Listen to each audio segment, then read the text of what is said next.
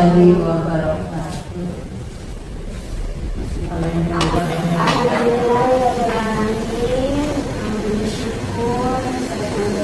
Kepada Allah Subhanahu wa Ta'ala yang telah memberikan rahmat kepada semua, sehingga kita semua dapat berkumpul pada siang hari ini. Sebelumnya saya ucapkan terima kasih yang sebesar-besarnya kepada Ibu Kepala Sekolah SDN Tanjung Purana, yaitu Ibu Neneng Nur Hayati, dan juga kepada rekan-rekan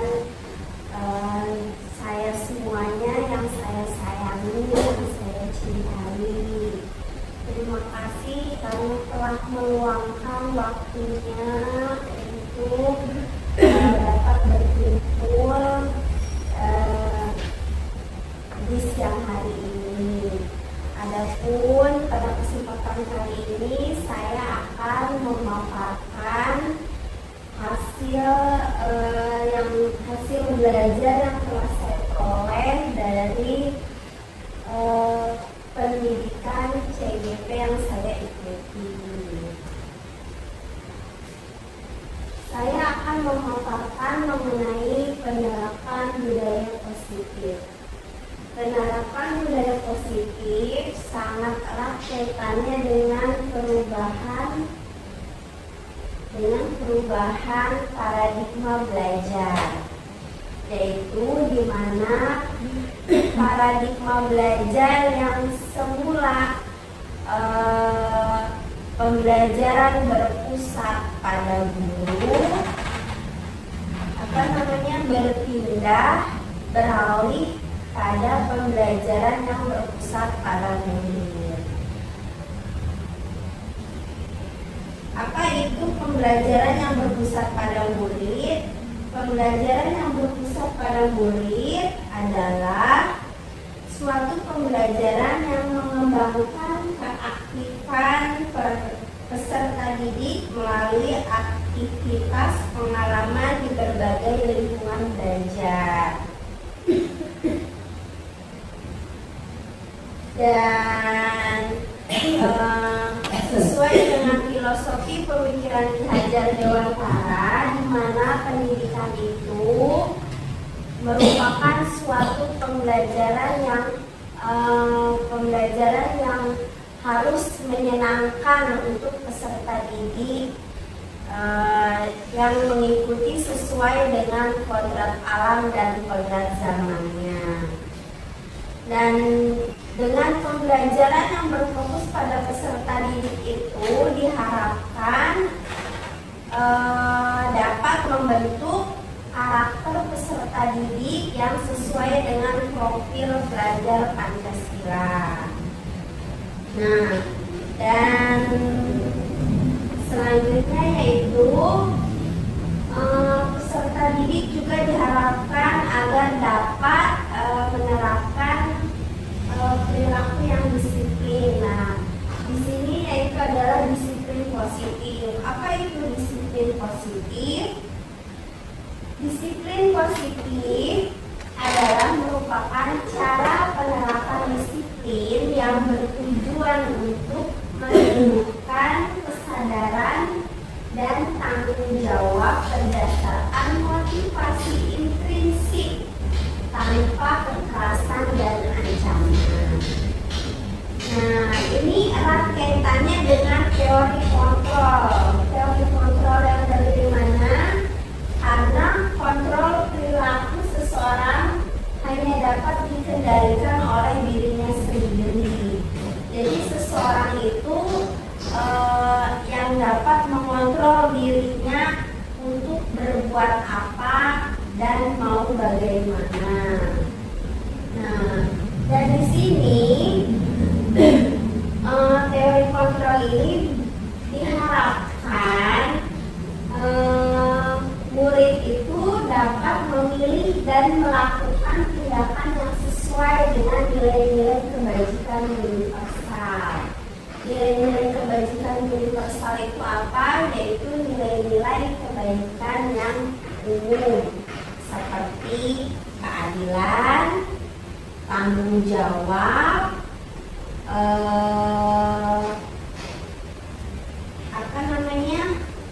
rajin dan lain-lain. Selanjutnya yaitu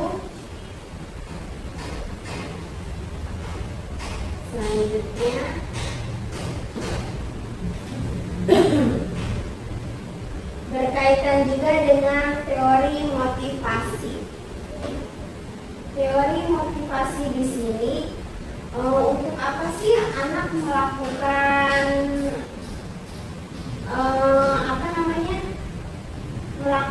menerapkan sikap disiplin itu. Nah, adapun hal yang memotivasi kita, jangankan anak ya, kita juga apa sih yang kita lakukan untuk apa yang menjadi motivasi kita untuk menerapkan sikap disiplin itu di sini ada beberapa hal ya. Jadi yang pertama, kita itu bersikap disiplin karena untuk menghindari ketidaknyamanan atau hukuman.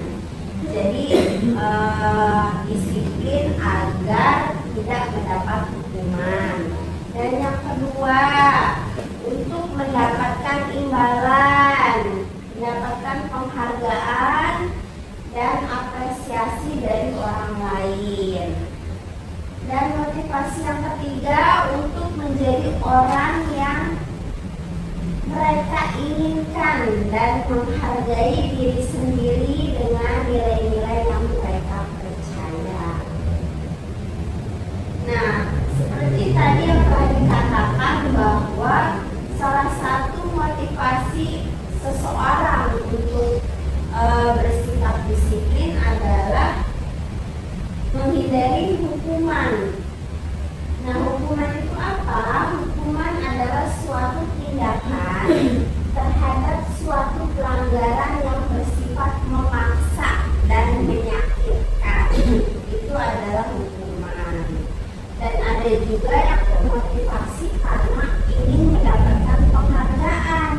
Penghargaan itu apa sih? Penghargaan adalah memberikan sesuatu baik berupa benda maupun hadiah yang dijadikan prasyarat. Jika dapat melakukan hal ini maka akan mendapatkan ini. Nah, itu adalah teori motivasi. Selain teori motivasi, selanjutnya ini merupakan kebutuhan dasar manusia. Jadi pada dasarnya kebutuhan manusia itu terdiri dari lima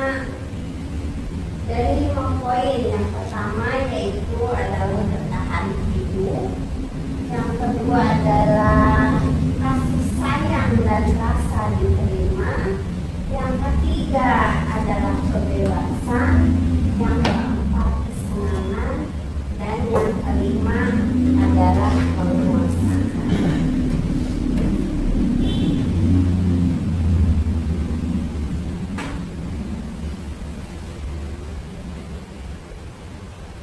Adapun identifikasi kebutuhan yang ingin dipenuhi yaitu ini adalah contoh identifikasi kebutuhan yang ingin dipenuhi ya. Salah satunya di sini adalah kalimat aku senang. Aku senang.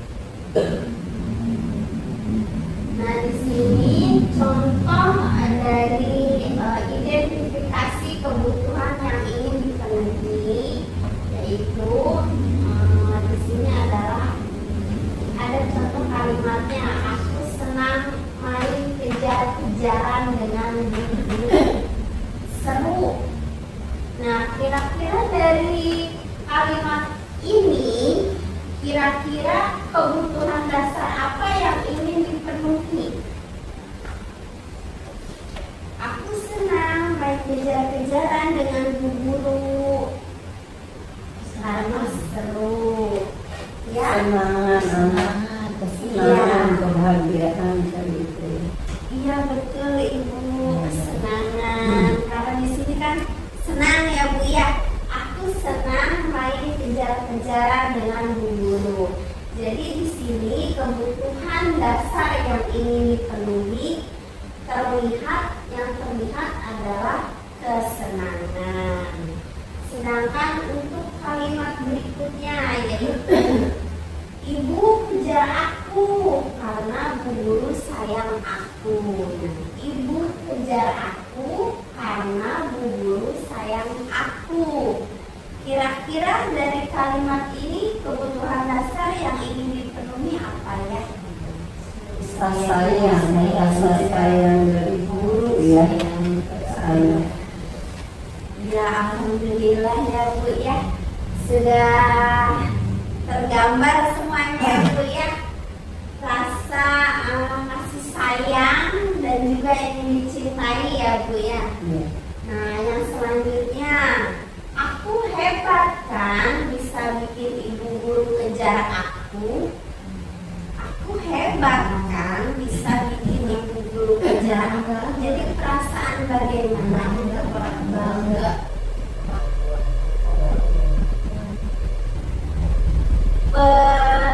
Penguasaan ya, penguasaan. Jadi merasa dia merasa bisa gitu menguasai gitu, merasa hebat menguasai. Jadi di sini adalah penguasaan. Yang selanjutnya, aku bosan belajar mewarnai terus di dalam kelas. Bosan ya. Iya bosan. Merasa bosan. Iya kalau bosan itu kira-kira bagaimana? Bete kali ya sih, harus bilang bete. Bosan, jadi bosan merasa apa sih? Terus kayaknya terus aja gitu. Terkekang gitu ya Bu ya. Jadi kebebasan ya Bu ya, kan bosan. Jadi ya, merasa kebebasannya itu jadi terkekang gitu ya Bu ya. Nah selanjutnya Ibu ada lagi nih, identifikasi kebutuhan yang Ibu dipenuhi. Yang selanjutnya, ibu guru tidak menyapaku hari ini, padahal aku pakai jepit rambut baru. Kira-kira dari kalimat ini Bu, kebutuhan dasar apa yang ingin dipenuhi oleh anak Diperhatikan. Iya. Diperhatikan. Ya perhatikannya tadi apa Bu, kan tadi kebutuhan dasar itu ada kebutuhan hidup, ada rasa ingin disayangi dan dicintai, ada penguasaan, terus dapat kebebasan. Kalau ini penghargaan.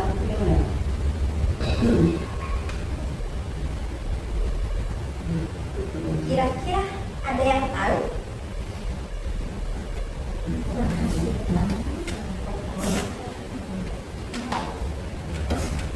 Cinta dan kasih sayang. Jadi ingin diperhatikannya, jadi ingin disayangi ya Bu ya. Karena ingin diperhatikan, ingin disayangi, ingin dicintai gitu. Yang selanjutnya,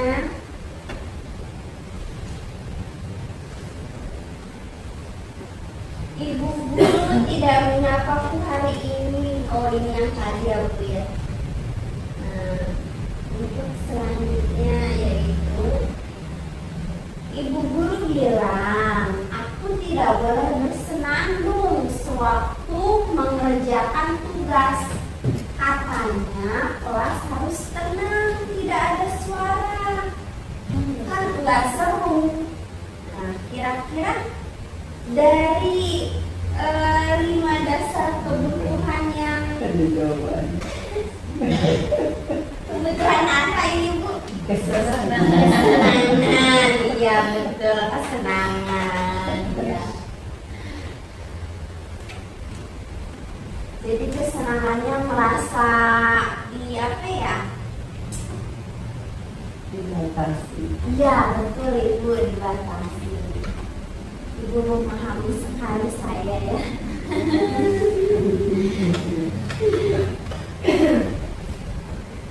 Selanjutnya aku sebel gambarku tidak rapi, tapi sama Bu Guru malah ditunjukkan ke teman-teman. Kira-kira apa ya ini ya Bu ya?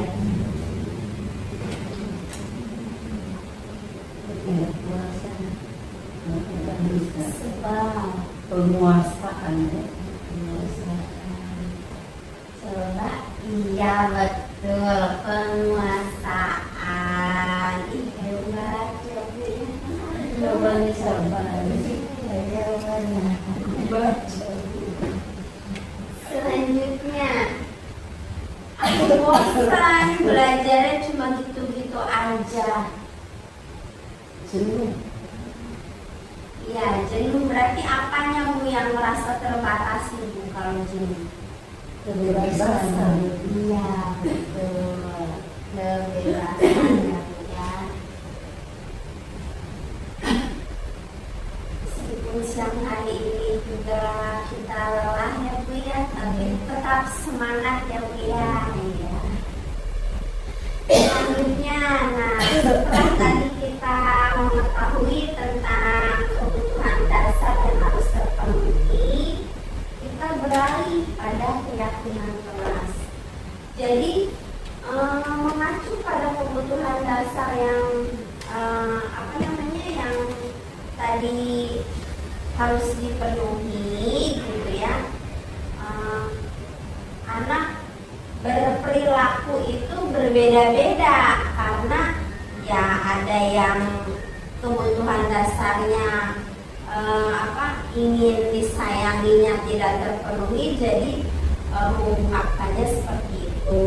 Terus ada yang kebutuhan dasar penguasaan yang tidak terpenuhi, jadi ekspresinya itu untuk terlihatnya itu seperti itu kan gitu ya Bu ya. Nah itu berkaitan dengan perilaku tersebut berkaitan dengan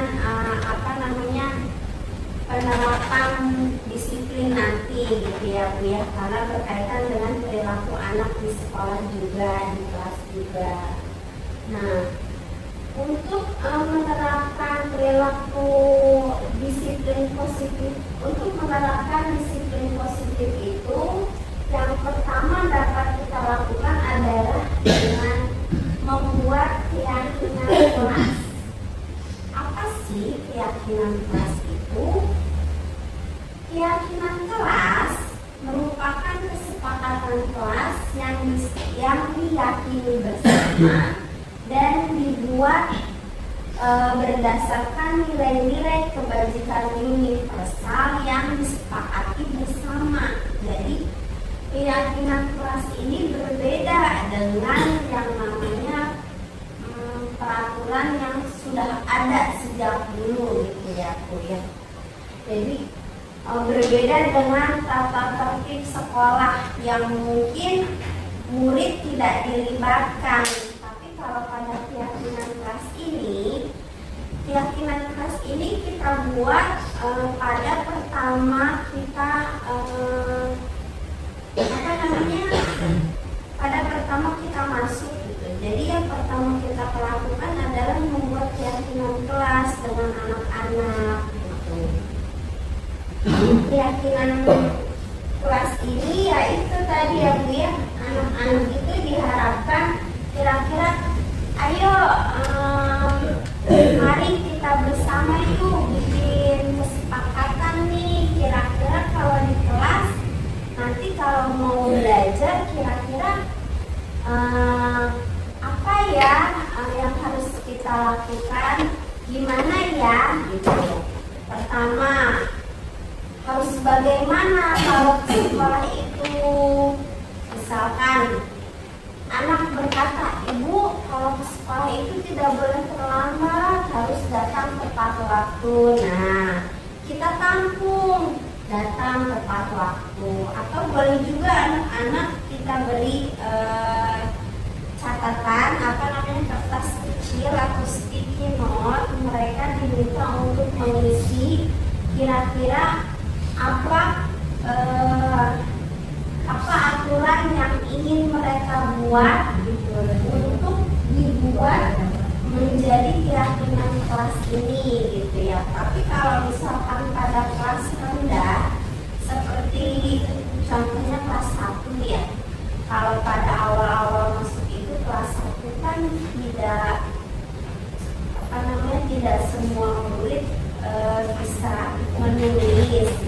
Masih ada saja murid yang belum lancar menulis. Jadi kalau pada kelas 1 kita boleh menanyakannya dengan cara, coba anak-anak, kira-kira peraturan apa yang kalian inginkan nanti diterapkan di kelas agar nanti pembelajaran kita bisa berjalan dengan baik gitu. Nanti anak-anak pasti akan, kalau menurut saya nanti kalau belajar tidak boleh jajan. Nah itu nanti kita tampung, kita tuliskan di depan kelas satu-satu. Nah nanti setelah semua aturan itu diungkapkan oleh anak-anak, nanti kita print, karena itu sudah sudah dibuat dan disepakati gitu ya. Nanti kita print dan hasil printannya itu nanti kita tempel di dinding kelas. Jadi anak-anak itu tahu bahwa oh ini nih aturan kelas yang sudah saya buat, saya yang membuat, saya juga yang harus mematuhi, dan saya tidak boleh melanggarnya. Kenapa? Karena saya harus bertanggung jawab terhadap apa yang telah saya sepakati. Selanjutnya, jadi berbeda ya Bu ya dengan kata tertib. Nah ini adalah contoh pembuatan keyakinan kelas di kelas 1. Seperti yang tadi telah saya utarakan bahwa kalau di kelas 1 itu kan belum semuanya dapat lancar menulis. Jadi anak-anak itu ditanya dan mereka akan mengutarakan apa yang akan mereka apa yang ingin mereka buat pada keyakinan kelas tersebut. Selanjutnya yaitu setelah membuat keyakinan kelas, di sini kita belajar mengenai posisi kontrol. Posisi kontrol di mana tadi ya Bu, teori kontrol itu hanya kita sendiri yang dapat mengontrol diri kita sendiri gitu. Jadi bukan orang lain. Kalau orang lain bilang kamu jangan memukul dia gitu misalkan. Tapi kalau misalkan si anak ini dia emosinya meluap gitu kan, dibilangin juga kan biarpun dinasehatin tapi tetap gitu ya. Itu karena kontrolnya itu ada pada diri sendiri. Jadi seseorang itu dibutuhkan untuk memiliki kesadaran dirinya agar dapat mengontrol diri sendiri. Nah di sini ada 5 posisi kontrol yang dapat diterapkan pada anak-anak pada anak-anak di kelas, yaitu 1. Ada penghukum, 2. Membuat merasa bersalah, 3. sebagai teman, 4 pemantau, dan 5 manajer sebagai penghukum. Nah, seperti tadi yang telah saya jelaskan ya Bu ya, yang namanya aturan dengan keyakinan kelas itu kan berbeda tadi ya. Peraturan, maksudnya peraturan tata tertib sekolah dengan keyakinan kelas itu berbeda. Ketika di tata tertib sekolah, anak itu tidak dilibatkan untuk membuat peraturan tersebut, tapi di keyakinan kelas itu anak dilibatkan. Nah, jadi ketika salah satu contoh, anak datang ke siangan. Nah, datang ke siangan, lalu di situ apa posisi kontrol yang guru ambil untuk menghadapi anak tersebut? Jika penghukum, maka guru akan menghukum anak yang datang ke siangan. Nah, dengan cara bagaimana? Perkataannya itu berbeda. Perkataan yang dikeluarkan oleh yang dikeluarkan sebagai posisi penghukum berbeda dengan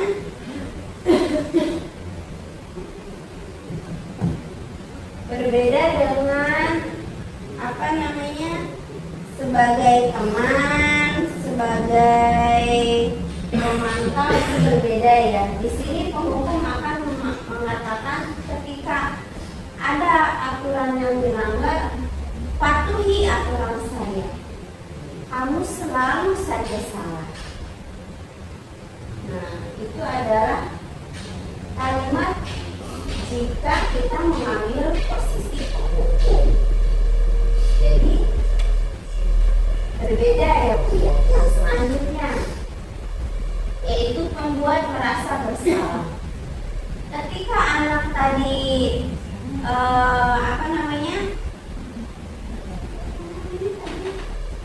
melakukan melanggar aturan, jika kita mengambil posisi kontrol membuat merasa bersalah, ini berbeda dengan penghukum. Kalau penghukum itu nadanya tegas, keras, tapi kalau membuat merasa bersalah akan mengungkapkannya dengan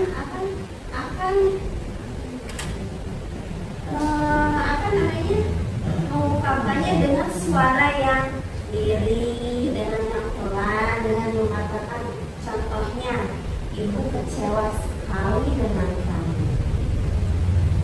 Kemudian bagaimana coba kalau orang tua kamu tahu kamu berbuat salah begini? Nah, itu kata-kata yang terlontar apabila guru memposisikan menjadi membuat rasa bersalah. Jadi dengan kita mengatakan ibu kecewa sekali dengan kamu, jadi anak di situ merasa bersalah ya, karena kita di situ memposisikan sebagai pembuat merasa bersalah. Jadi anak itu merasa bersalah dengan apa yang telah dia lakukan. Berbeda dengan penghukum tadi. Kalau penghukum tadi anak merasa bersalah, tapi mungkin ada rasa takut. Ya. Nah, yang selanjutnya posisi kontrol teman. Contohnya yaitu, ayo bantulah demi ibu ya. Nah, jadi kita memposisikan sebagai teman ya. Ya sudah, tidak apa-apa, nanti ibu bantu bereskan. Nah, ini berbeda ya Bu ya, karena ini posisi kontrolnya adalah sebagai teman. Jadi di posisi kontrol sebagai teman ini guru memposisikannya mengakrabkan diri pada murid, jadi dia memposisikan sebagai pendengar. Nah, selanjutnya itu pemantau. Posisi kontrol sebagai pemantau. Ini contohnya ya Bu ya, salah satu contohnya. Misalkan, Adi, tahukah kamu jam berapa kita memulai pelajaran? Jadi, memantau.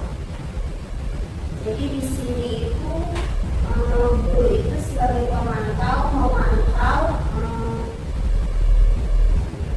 anak didik kita itu apa namanya, memantau anak didik kita itu dalam melakukan kesalahan.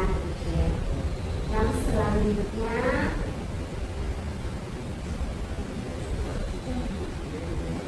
sebagai manajer.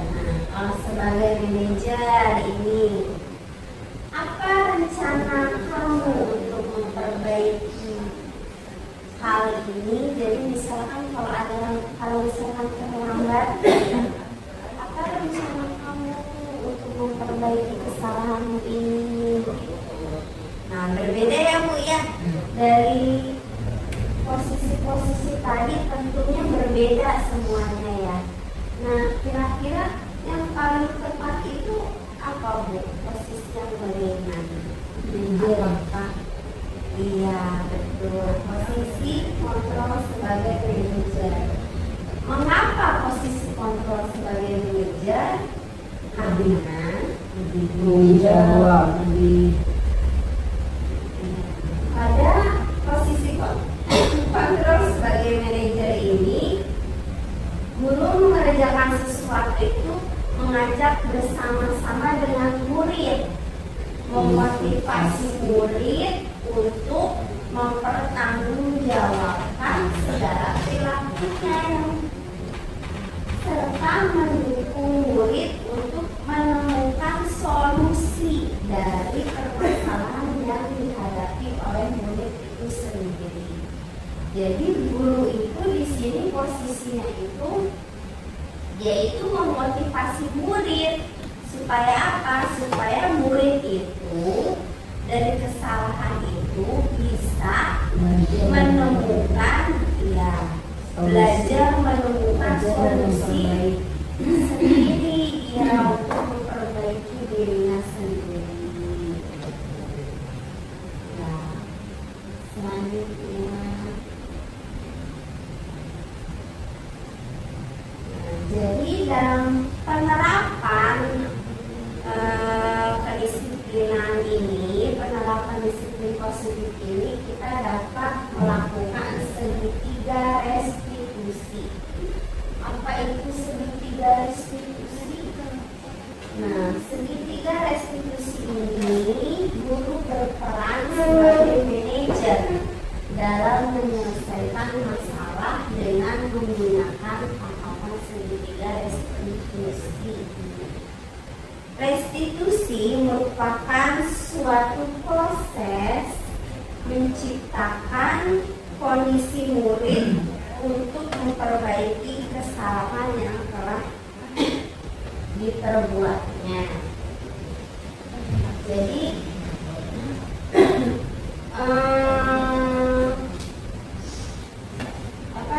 restitusi ini terbagi menjadi 3 ya, yaitu tahapan segitiga restitusi. Yang pertama adalah menstabilkan identitas, yang kedua validasi tindakan yang salah, dan yang ketiga menanyakan keyakinan.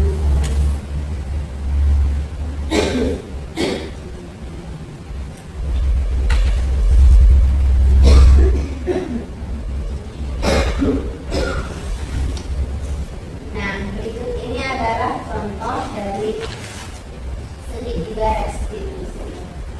Karena tadi seperti yang telah saya kemukakan, bahwa dalam segitiga restitusi ini ada 3 tahapan. Yang pertama yaitu menstabilkan identitas terlebih dahulu. Caranya bagaimana? Dengan memberikan penguatan atau motivasi kepada murid bahwa setiap orang itu pasti pernah melakukan kesalahan, atau mengatakan seperti ini, kamu bukan satu-satunya yang pernah melakukan ini, yang pernah berbuat salah. Dan yang kedua yaitu dengan validasi tindakan yang salah. Jadi setelah tadi kita, jadi nggak langsung kamu loh salah begini, tidak. Tapi yang pertama yaitu setiap orang pasti pernah melakukan salah. Nah, kamu tentunya punya alasan mengapa kamu berbuat salah. Itu merupakan validasi tindakan yang salah. Jadi setelah kita menstabilkan identitas, kemudian kita dapat lanjut ke tahapan berikutnya, yaitu validasi tindakan yang salah. Dengan cara bagaimana? Dengan cara tentunya menanyakan alasan mengapa anak tersebut bisa melanggar aturan yang telah disepakati. Terus yang kedua, boleh juga dengan adakah cara yang lebih efektif untuk mendapatkan apa yang kamu butuhkan. Nah, ini merupakan contoh dari validasi tindakan yang salah. Tadi menstabilkan identitas sudah, validasi tindakan yang salah sudah, dan selanjutnya yaitu menanyakan keyakinan. Nah, yang tahapan terakhir kita tanyakan lagi pada anak, kira-kira dari perilaku kamu tersebut, kira-kira keyakinan kelas mana yang telah kita sepakati yang kamu langgar. Jadi anak berpikir lagi, oh iya, saya tuh perilaku saya seperti ini tuh saya tuh sudah melanggar aturan yang saya buat sendiri. Jadi mereka menunjukkan sendiri, kita bertanya pada mereka, kira-kira kamu datang kesiangan ke sekolah, kira-kira dari kamu kesiangan datang ke sekolah ini keyakinan kelas mana yang kamu langgar? Nah, itu. Jadi anak berpikir, oh iya, saya telah melanggar aturan yang pertama, Bu. Misalkan contohnya apa itu bunyinya. Jadi biar anak sendiri, kita cuma mau mancing aja agar anak itu ingat gitu dengan keyakinan kelas yang telah dibuatnya sendiri. Anak berkata, oh iya Bu, yang pertama datang tepat waktu ke sekolah gitu.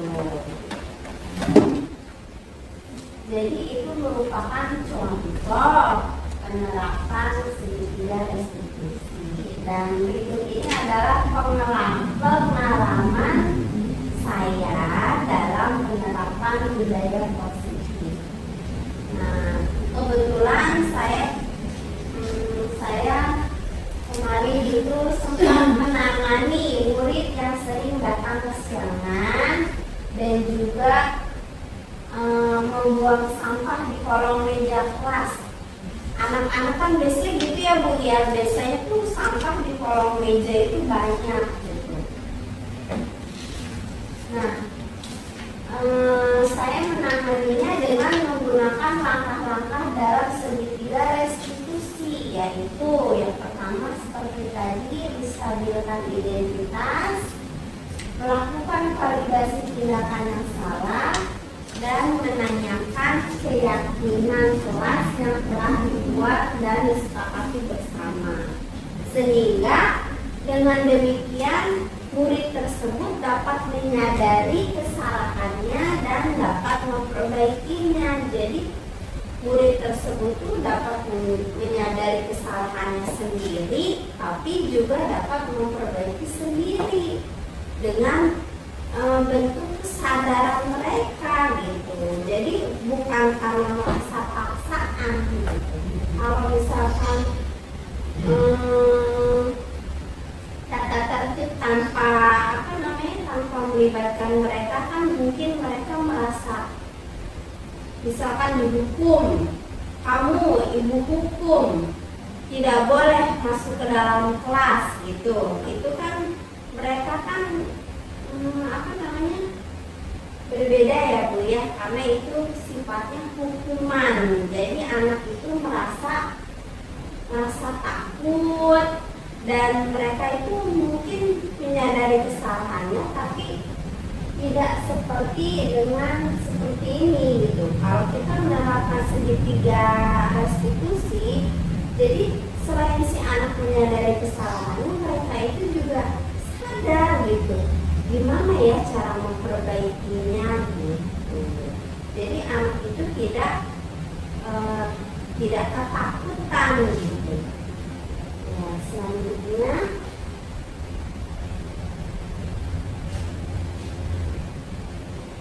di sini sebagai ilustrasi kasus yang pernah saya tangani, di sini saya kebetulan kemarin itu menangani kasus anak yang menaruh sampah bekas jajanannya di kolong meja ya. Nah, videonya ini, berikut ini adalah video dari contoh restitusi yang saya lakukan.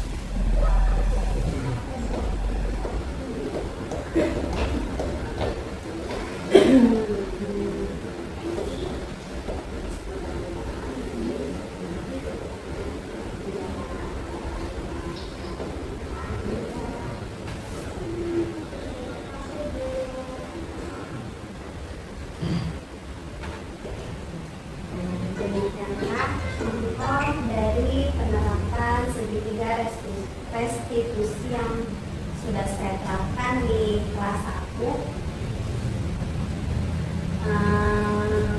di mana pada kasus yang pertama yaitu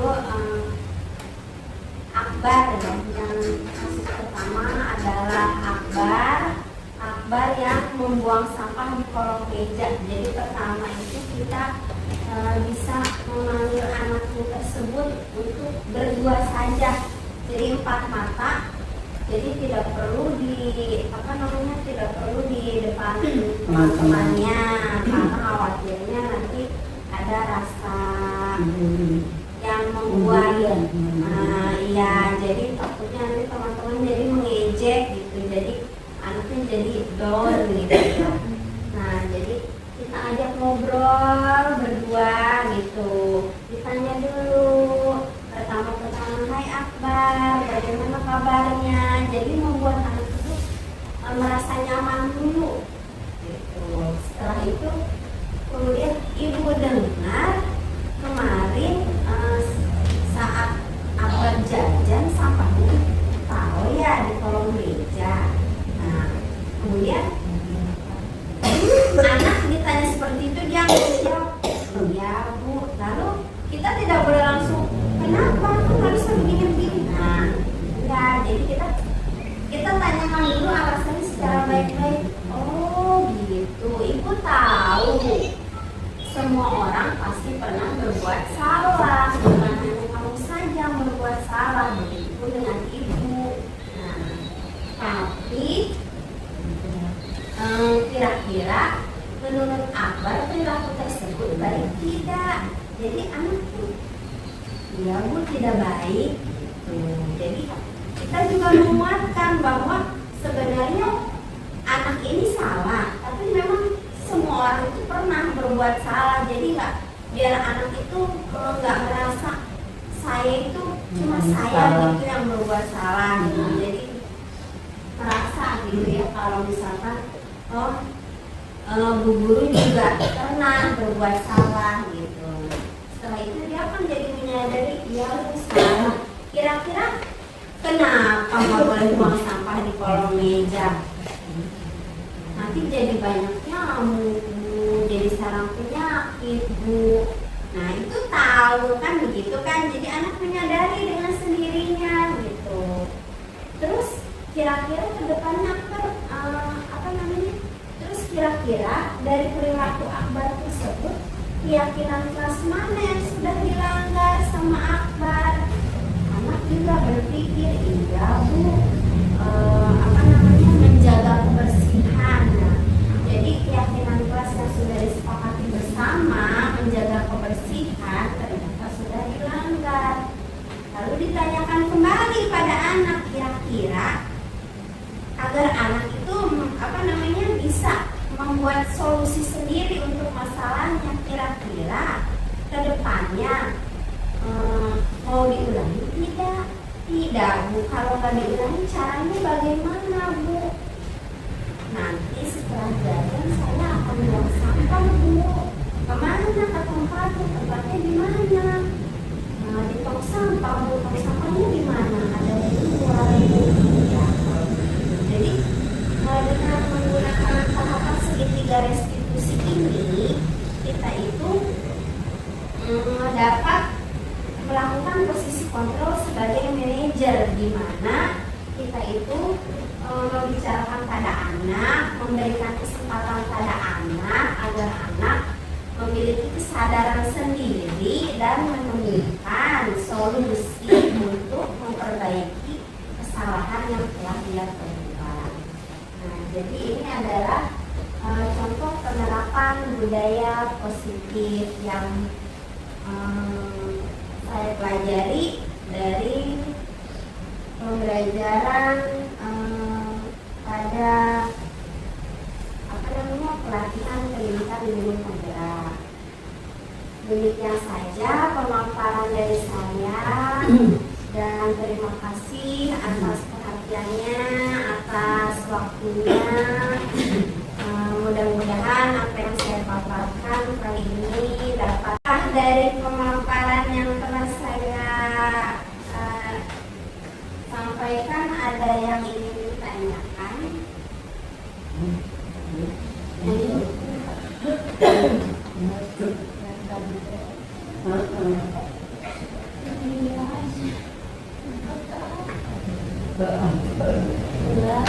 ini, untuk kasus Akbar ya,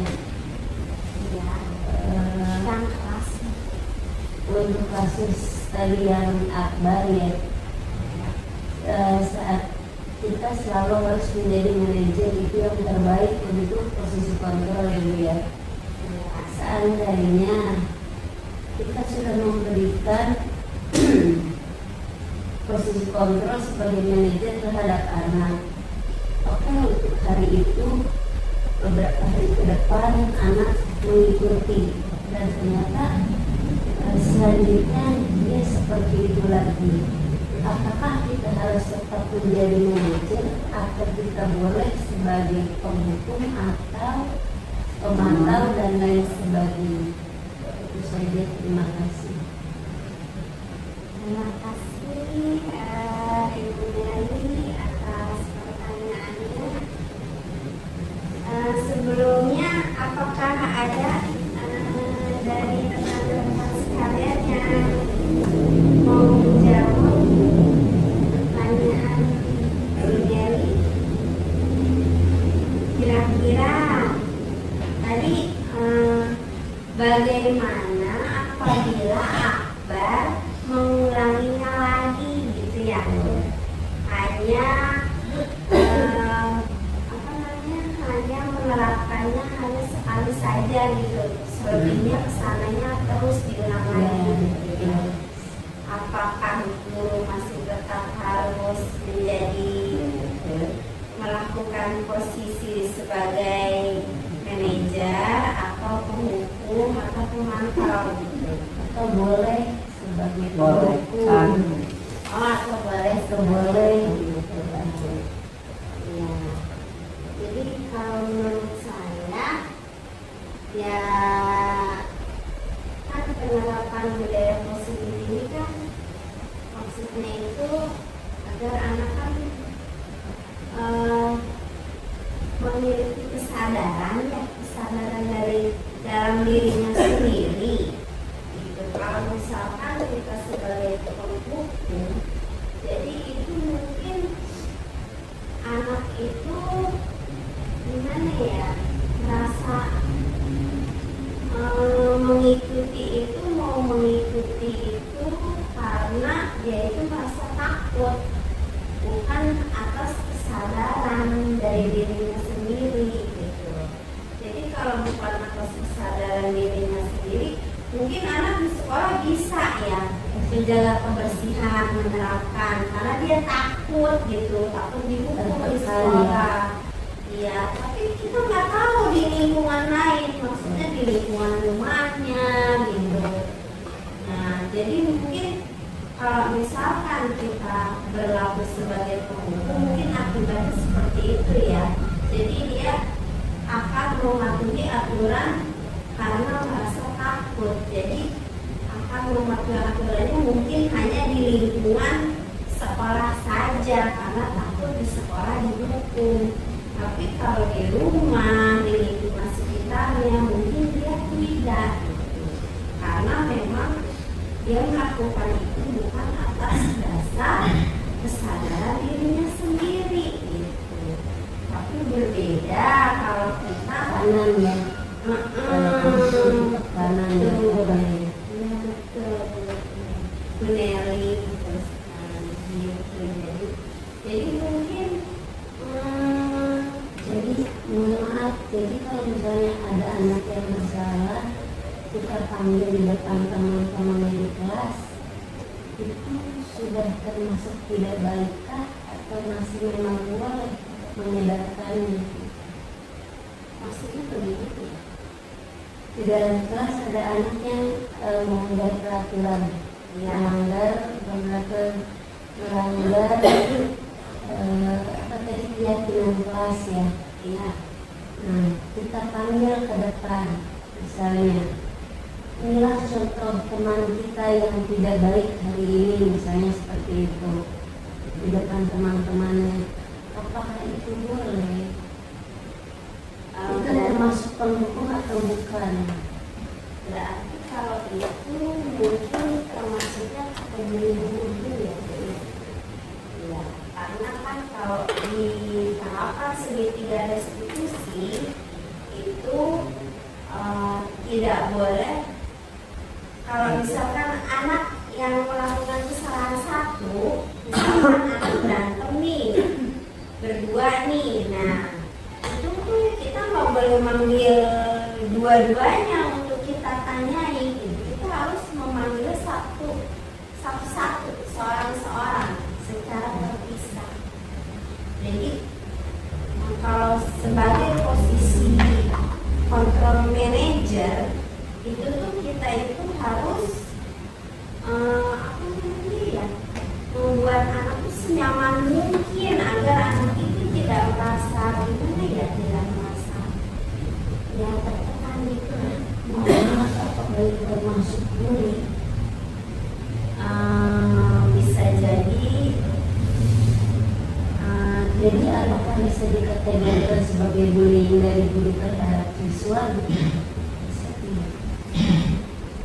dari rekan Mempermalukan anak, dari bisa rekan jadi yang lain, apakah ada yang takutnya kita bersuara kepada anak, jangan membuli anak, takutnya justru malah kita yang nanti dinilai oleh sebenarnya yang lebih berhak menjaga kita ya, istilahnya itu dulunya ada yang membuli, takutnya begitu. Sedangkan saya sendiri tadi ya, maaf ya, dari pagi dia aja habis kuliah anak mungkin ya, ada yang tidak mengerjakan PR 5 orang karena anak itu memang sudah biasa tidak mengerjakan PR, maka tadi disuruh keluar ya ke kelas. Tapi cuma mengerjakan yang memang PR itu saya cuma 5 soal sebenarnya. Tadinya membuat dia jerah, ternyata saya salah ya, karena belum paham sih. Insyaallah kedepannya saya perbaiki. Nah, takutnya yang seperti itu saya sendiri, wah kemudian sedang membuli siswanya, padahal kita tadinya mau mendidik gitu. Mungkin tujuan dari Bu Nelly itu bukan membuli, tapi ada hukuman di situ, Iya. ada efek jerah. Makanya biar dia jerah, besok tidak mengulangi kembali, makanya dilakukan seperti itu. Jadi kalau menurut saya sih itu bukan membuli, kecuali kalau ada yang ada efek pemukul, ada hukuman lah di situ. Kalau membuli itu biasanya jadi dia tidak memberikan sanksi, kita tidak memberikan sanksi, cuma dia kayak seperti melakukan, coba kamu ke depan. Begitu ya, itu mungkin bisa jadi membuli gitu. Menurut saya.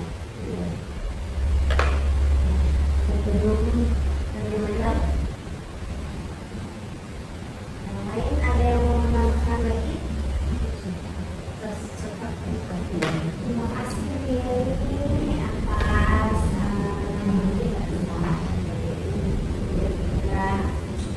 ada tambahan lagi tidak? Kalau saya sih pendapat ya sama ini ya. Jadi di situ itu bukan sebagai pembuli ya, Tapi kita tidak boleh gitu ya. Ya memang sebaiknya itu yang Jadi ada teman-teman lainnya ya dikhawatirkan dengan khawatirnya ada rasa malu. Tapi yang dilakukan dulu itu memang pada dasarnya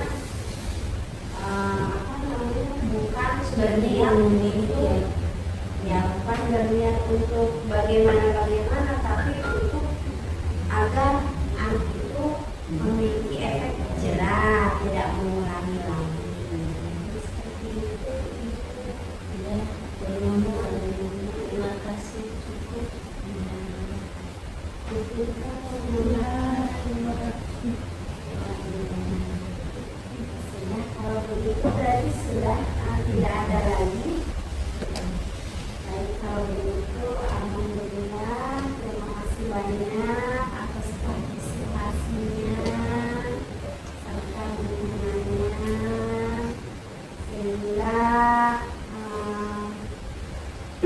diseminasi kali ini dapat berjalan dengan baik.